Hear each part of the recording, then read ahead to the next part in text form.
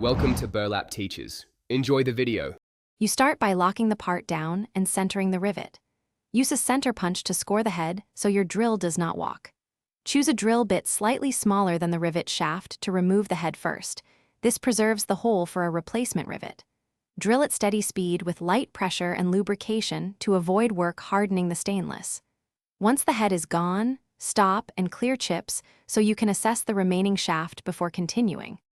Once the head is removed, you bore out the rivet shaft using progressively larger bits.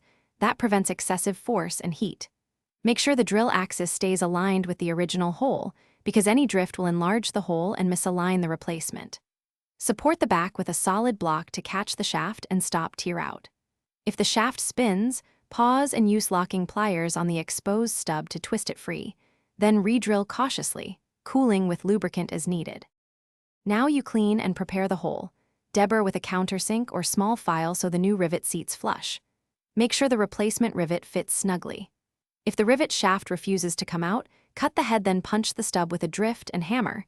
Heating the area slightly can relieve galling in stainless, but use caution with finishes. Finally, remove all metal chips, inspect for distortion, and then install the new fastener for a secure, correctly aligned repair. Thanks for watching. Consider subscribing if this video helped you.